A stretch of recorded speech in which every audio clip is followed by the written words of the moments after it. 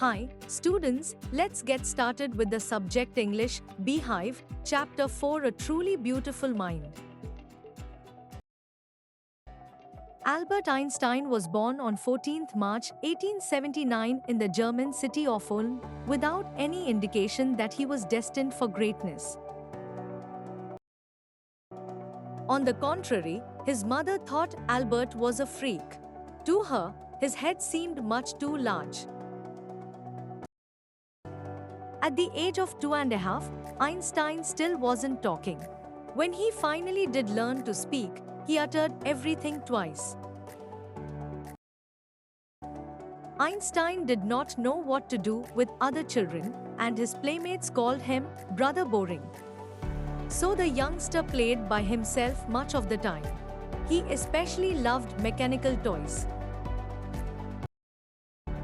Looking at his newborn sister, Maja, he is said to have said, "Fine, but where are her wheels?"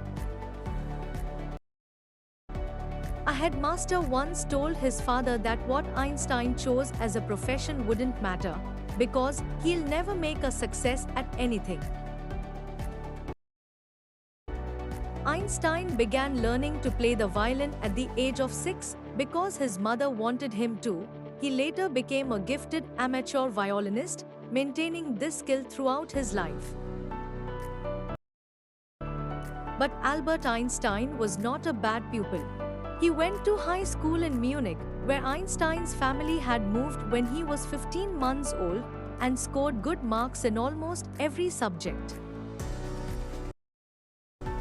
Einstein hated the school's regimentation and often clashed with his teachers.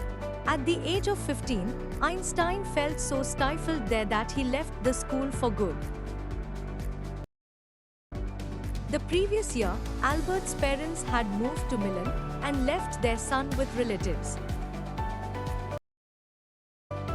After prolonged discussion, Einstein got his wish to continue his education in German-speaking Switzerland, in a city which was more liberal than Munich. Einstein was highly gifted in mathematics and interested in physics, and after finishing school, he decided to study at a university in Zurich. But science wasn't the only thing that appealed to the dashing young man with the walrus mustache. He also felt a special interest in a fellow student, Mileva Maric, whom he found to be a clever creature. This young Serb had come to Switzerland because the university in Zurich was one of the few in Europe where women could get degrees. Einstein saw in her an ally against the Philistines, those people in his family and at the university with whom he was constantly at odds. The couple fell in love. Letters survive in which they put their affection into words, mixing science with tenderness. Wrote Einstein, "How happy and proud I shall be when we both have brought our work on relativity to a victorious conclusion." In 1900, at the age of 21, Albert Einstein was a university graduate and unemployed. He worked as a teaching assistant, gave private lessons, and finally secured a job in 1902 as a technical expert in the patent office in Bern. While he was supposed to be assessing other people's inventions, Einstein was actually developing his own ideas in secret. He is said to have jokingly called his desk drawer at work the Bureau of Theoretical Physics. One of the famous papers of 1905 was Einstein's special theory of relativity, according to which time and distance are not absolute. Indeed, two perfectly accurate clocks will not continue to show the same time if they come together again after a journey if one of them has been moving very fast relative to the other. From this followed the world's most famous formula which describes the relationship between mass and energy. While Einstein was solving the most difficult problems in physics, his private life was unraveling. Albert had wanted to marry Mileva right after finishing his studies, but his mother was against it. She thought Mileva, who was 3 years older than her son, was too old for him.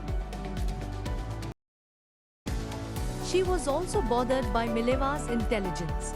"She is a book like you," his mother said. Einstein put the wedding off. The pair finally married in January 1903 and had 2 sons. But a few years later, the marriage faltered. Mileva, meanwhile, was losing her intellectual ambition and becoming an unhappy housewife. After years of constant fighting, the couple finally divorced in 1919. Einstein married his cousin Elsa the same year. 12. Einstein's new personal chapter coincided with his rise to world fame. In 1915, he had published his general theory of relativity, which provided a new interpretation of gravity. An eclipse of the sun in 1919 brought proof that it was accurate. Einstein had correctly calculated in advance the extent to which the light from fixed stars would be deflected through the sun's gravitational field. The newspapers proclaimed his work as a scientific revolution. Einstein received the Nobel Prize for Physics in 1921. He was showered with honors and invitations from all over the world and lauded by the press. When the Nazis came to power in Germany in 1933, Einstein emigrated to the United States. 5 years later, the discovery of nuclear fission in Berlin had American physicists in an uproar. Many of them had fled from fascism, just as Einstein had, and now they were afraid the Nazis could build and use an atomic bomb. At the urging of a colleague, Einstein wrote a letter to the American President, Franklin D. Roosevelt, on 2 August 1939, in which he warned, "A single bomb of this type, exploded in a port, might very well destroy the whole port together with some of the surrounding territory."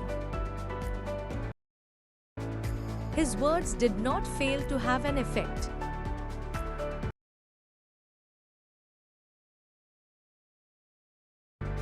The Americans developed the atomic bomb in a secret project of their own and dropped it on the Japanese cities of Hiroshima and Nagasaki in August 1945. Einstein was deeply shaken by the extent of the destruction. This time he wrote a public missive to the United Nations. In it he proposed the formation of a world government. Unlike the letter to Roosevelt, this one made no impact.